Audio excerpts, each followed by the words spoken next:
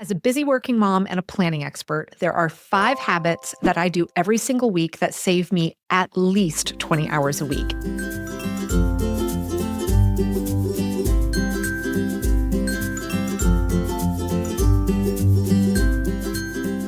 Before we jump in, you may be wondering what qualifies me as an expert in this space to be sharing this information with you.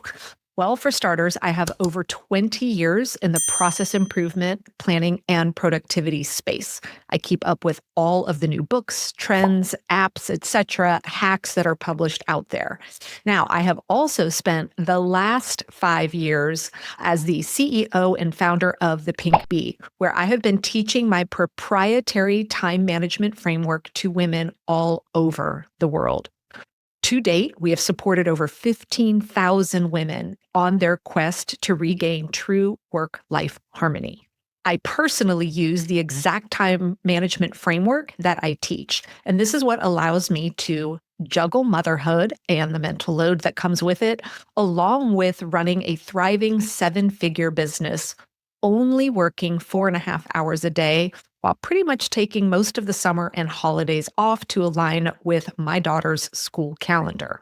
I also get a solid 8 hours of sleep every single night. I am very passionate about that. And I have time for myself for things that I love guilt-free every single day. And it's because of how I personally plan and manage my time and how I teach others to do so as well. So as promised today, I'm going to share with you 5 habits that 100% can save you at least 20 hours every single week. First, we're going to be talking about what I call my command center. My first habit or tip that I want to share with you is that you need to have one central place that you reference all week long that tells you what you should be doing and when you should be doing it. That's why I call it my command center. Now, there are many great tools that you can use for this. I personally, even though I'm a techie at heart, I still use a paper planner, and I use the Top Planner, which is the weekly and monthly planner that I designed and developed. Now, the reason why this actually saves you time is it's very subtle, but if you have appointments, to-do lists, and calendaring things scattered across multiple tools, such as maybe multiple Google calendars, right? Maybe you use some apps to track to-do lists, but then maybe you've got a notebook and or sticky notes scattered around, all with an effort of trying to keep you on track. What happens is over the course of every day and over the course of the week, you are subtly wasting and losing time as you are constantly trying to ask yourself, what am I doing next? Where should I be going next? And you keep looking for information. When you have a command center, which is one central place that tells you what you should be doing and where you should be doing it, then this is actually going to lead up to saving at least an hour a day, which equates to 7 hours a week minimum. Now, here's another thing. You may not be spending an hour every single day looking for what you should be doing next, but here's what happens. Every time you go to reference maybe your traditional task list and ask yourself, okay, what should I be doing next? Your brain goes into decision-making mode, which actually pulls a large chunk of its energy for the day. And every time you're interrupting yourself looking for the list, the calendar, etc., you're losing focus, which means it's going to take that much longer to actually get fully connected in what you're doing next. The second thing that I do every single week, and this is the foundation of everything that I teach, is my proprietary weekly planning process.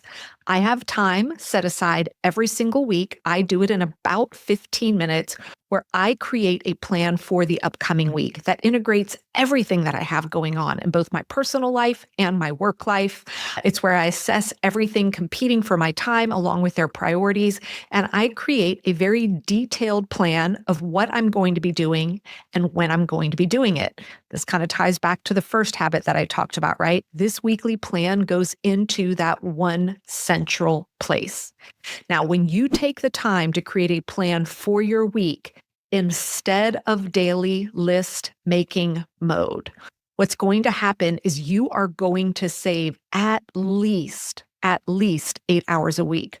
Most women, when they switch to the weekly planning that I teach, end up saving closer to 2 hours per day. So I'm going very light here by saying 8 hours a week. Again, this ties back to that central command center because instead of trying to decide what you should be doing next all week long, you get to look straight at your plan that is reminding you, here's what you said you're doing, and here's when you're doing it. It also means that you're not making decisions as frequently throughout the days of your week, which allows you to actually be more productive because you're bringing a better energy to the work that you are doing. Now, if you want to get an introduction to this step-by-step weekly planning process that I teach, I've actually got an intro for you right inside my app. And you can go to the App Store or Google Play and search for the word The Pink Bee, all one word, and download that app. And in there, you'll see I've got a mini bundle of trainings for you, and you can start to see exactly what this weekly planning process looks like.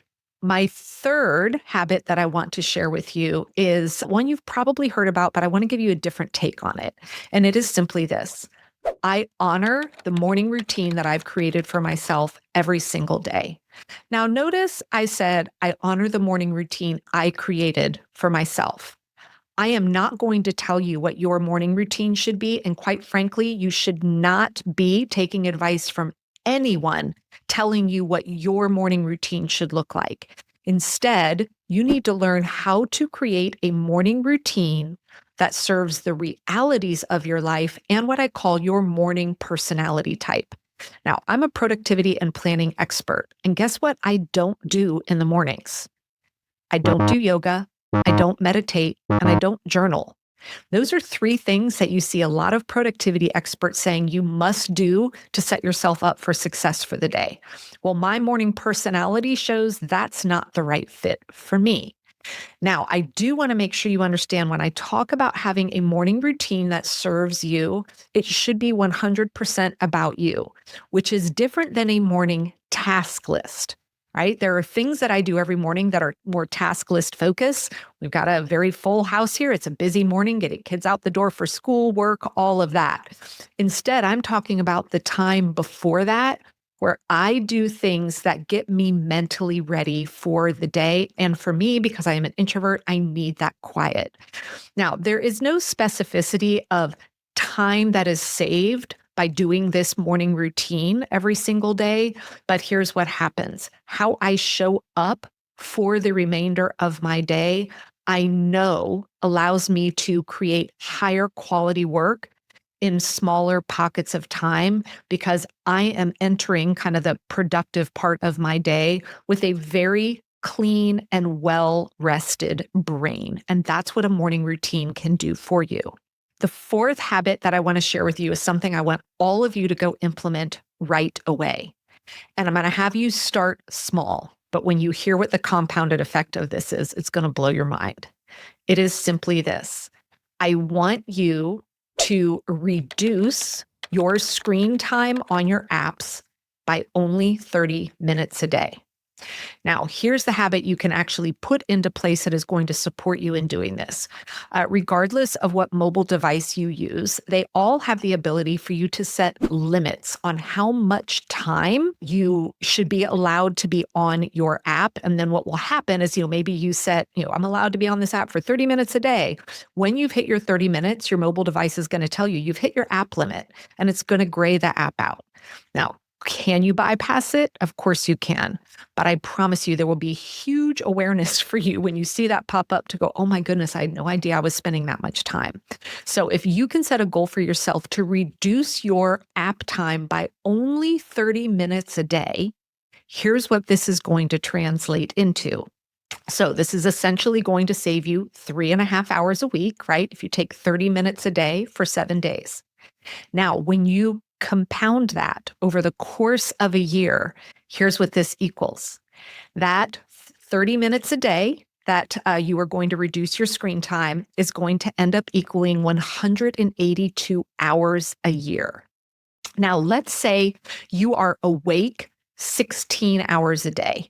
All right, so that means a day is 16 hours instead of 24 because I'm hopeful you're sleeping at least 8 hours a night.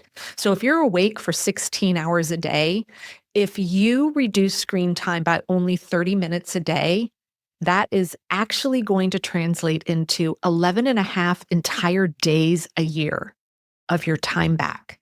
Friends, that's a week and a half, and that's only reducing your screen time by 30 minutes. Imagine if you reduced it by 1 hour. You're looking at getting 3 weeks of your time back every single year. The compounded effect on that is huge. And this is why I like to share that, because we may think 30 minutes a day, what does that really mean? Well, it actually means that you're getting an entire additional week and a half of awake time back every single year.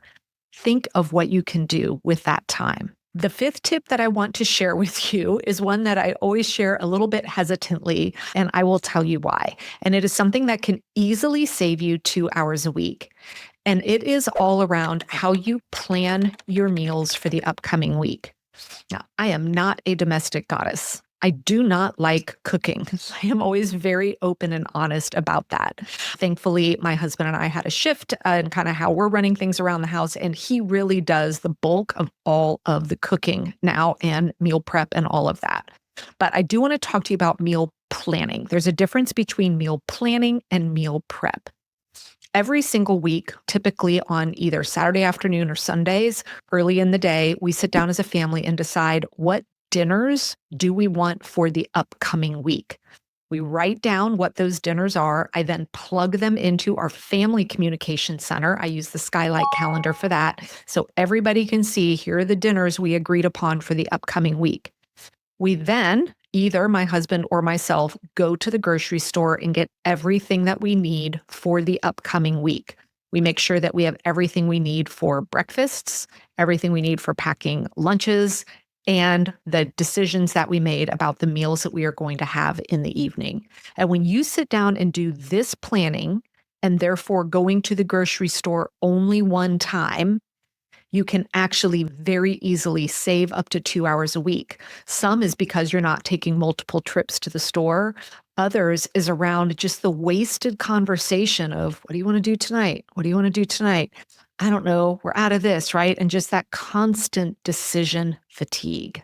So to recap, 5 of the habits that I'm sharing here with you today that can save you at least 20 hours a week.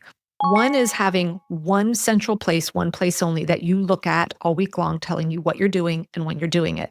The second is learning how to do weekly planning instead of daily list making. The third, finding a morning routine that sets you up for success and honoring it every day. And friends, this can be something as simple that is 5 minutes long. Fourth, reducing your screen time by just 30 minutes a day. Bonus if you can get it up to a 1 hour reduction. And then fifth, doing that meal planning so that you know what's going on for the week and you're only having to go to the store once. Now, if you have found this helpful, please feel free to like and subscribe so you don't miss any future trainings that are coming out. And if you have a habit that you love to use that you know saves you a good chunk of time, please share it here in the comments. I know I'm always looking for new things, and I know everybody out here on this channel is as well.